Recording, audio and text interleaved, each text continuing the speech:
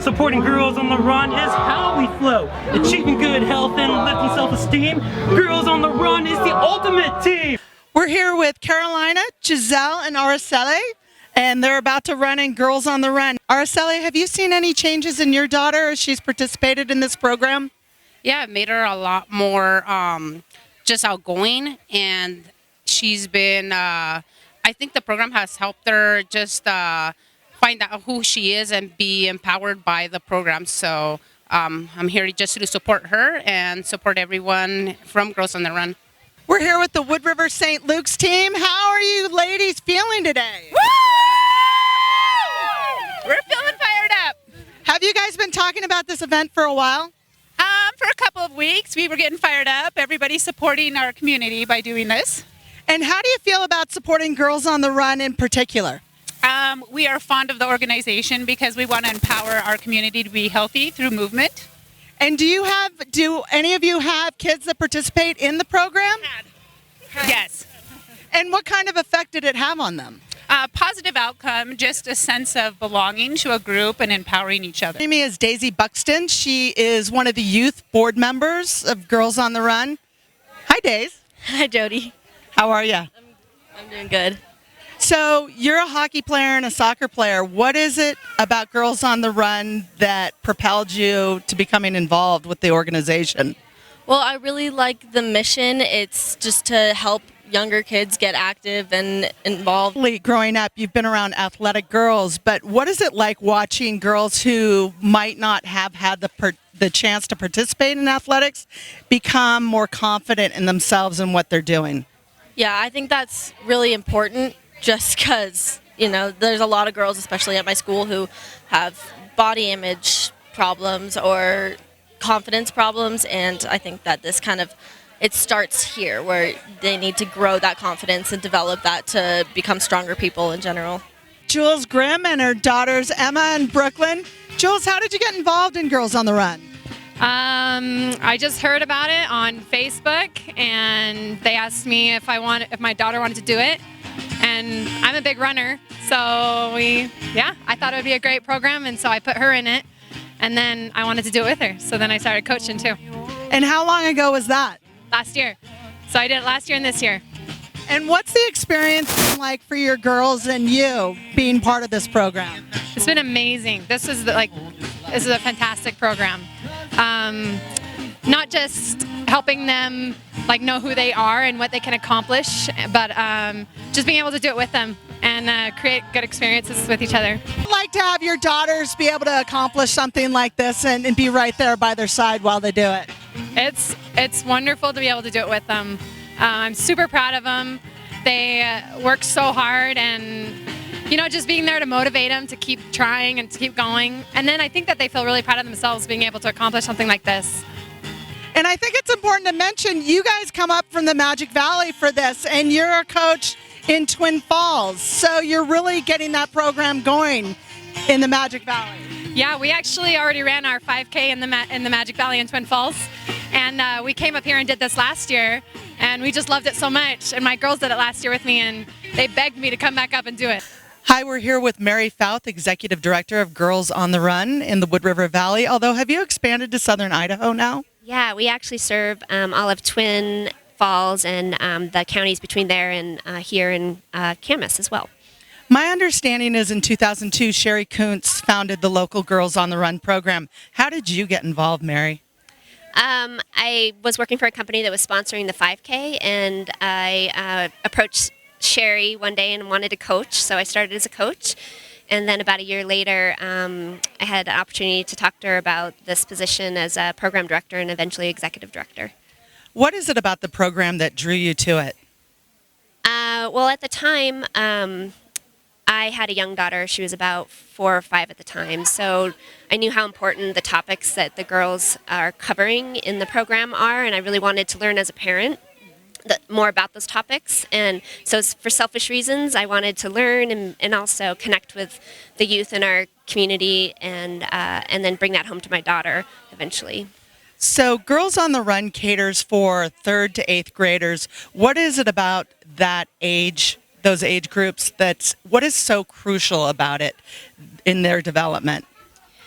Well, starting in third grade, but more importantly, as they get a little bit older, fourth and fifth grade, and then move into middle school, they really are starting to take in cues from around their world, whether it's the media they watch, their friends, their family, and they start developing their sense of self. And we want them to be true to themselves, so instead of conforming to what some of those messages are telling them to be or do or act like or make choices around, we teach them skills to really be true to themselves and then be strong and be good friends and stand up for one another. Is it true that almost 50% of girls, adolescent girls, are bullied? Yes. I think that is a true fact. As young as 5, girls start really taking in messages and using that to bully other girls. And so these topics and skills that we teach them are to help curb that at a young age. But not more importantly, but a big part of what we do also is at about age 10, they start pulling out of athletics. And so we're teaching them to have a love of physical activity, which they might otherwise pull out of for personal choices or what they want to do for themselves. Take us through your program. What's the curriculum like? How long does it last? And are you 2 times a year? We do a fall season and a spring season that are 10 weeks long each, and we meet twice a week at each of the elementary schools and then the Wood River Middle School. And during those 10 weeks, we hit a different topic each time we meet with them, and the topics build on each other. And then incorporated into those sessions, we have a workout that they're also building their ability to run the 5K goal at the end of the program. What's a typical topic in the first week? In the first week, they're just simply getting to know each other, discovering that how they're similar or different from their teammates, and learning to celebrate that. And so the first couple of sessions, we really focus on their individual strengths, their individual beauty, how they use their words, like in self-talk, if they're using negative self-talk, and how to curb that. And then by mid-season, we are then taking those skills and using them in how they use that in their peer setting with their friends and in a group setting, and build their team camaraderie within the middle of the season, so they're forming strong relationships with their peers and their coaches, and then as a team. And then the very last part of the season, they use that strength to also turn it out to the community, and they do a community impact project, and also talk about things from the outside world, like media and how that affects how they see ads that they may come across and how they can interpret those. And so the words that the girls are defining themselves with, or that you want them to develop, the healthy traits, are they self-defined, or are you kind of presenting it to the girls like, this is what we are hoping to aspire to? It's really girl-led, so each girl comes to the program from a different point of view, so it's really about what they need at that time and at that age, especially between 3rd and 5th grade. There's such a vast difference. So we set the stage and the structure, but they really can lead the discussion, and we nurture that discussion. How does Girls on the Run define success within each participant? Their personal best. It's all about their personal best. So that can be whether they walked all season and they kept at it all season, or they actually were running some of that time and increased their running, but also in their personal best, in how they stay true to themselves or use their tools, and we really celebrate that when they are doing that well. This must be a really exciting part of the season to finally get here and have everybody who's participated in the spring season here. How many people do you expect to be here today? There should be about 400 people, maybe upwards of 500. And that includes potentially about 120 girls in our program and their running buddies. That's so exciting. Yeah, it's an amazing day to watch those girls cross the finish line, and then to see them within the community of racers and walkers and people that come out to support our program by being a part of the race is encouraging for them to see that. How has the Color Run, I think you started that in 2017, how has it added to the event? Well, the fun factor, as I often say, just went through the roof, for one, but also that was a draw, and it helped us bring more participants to the event and have an extra reason to have fun together. How important how important is it for the families to see what their girls have done these past 10 weeks? It's so incredible for those parents that haven't been training alongside their daughter and they don't know yet what they're capable of doing. When they see them cross that finish line, you know in their eyes that's the first time that they've done that and accomplished such a big goal, and that is exciting. I know as a parent to see what your kids can accomplish and know that that's just going to transform into some other goal in the future. How many volunteers or coaches do you have work with the girls throughout the season? We had over 30 coaches, so they volunteer. They volunteer upwards of 40 hours during the course of the season, and then in their training leading up to it, so we can have them prepared to work with the girls. That's terrific. And can you share a success story with me?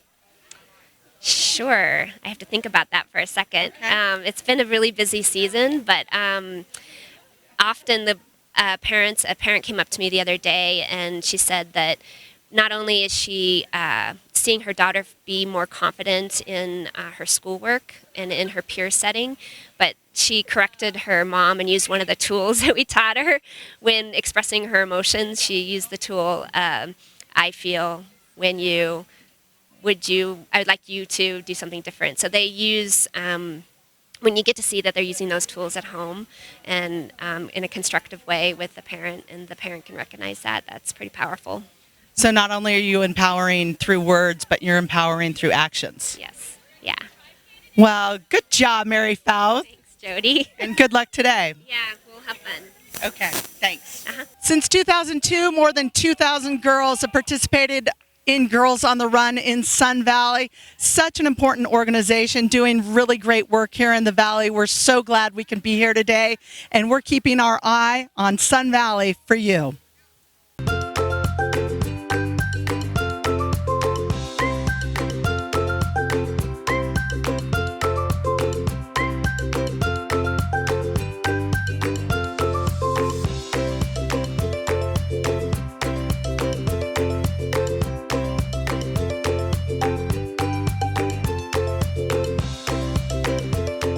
Better food, better price, better service. Atkinson's Market, supporting local farmers since 1956.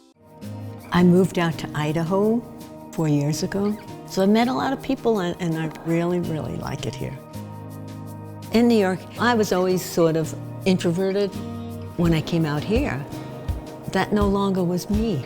I became extroverted because the people here are so friendly and warm. You know, if you don't have something like that that brings you into other people's lives, it takes a long time to get to know people.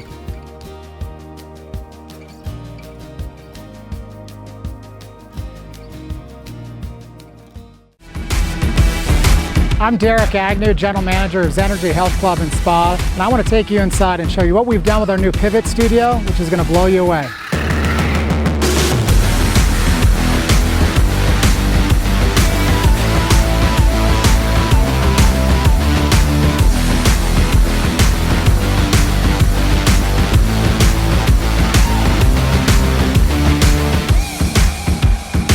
The therapists tell me that Pivot really is the game changer. It fills that final gap that we were missing at Zenergy, things they could not do in our main gym. The recent addition of the Pivot Studio has meant wonders to me as a physical therapist. I can now take care of the most vulnerable post-operative patient, but I can include programming that challenges the most elite athlete.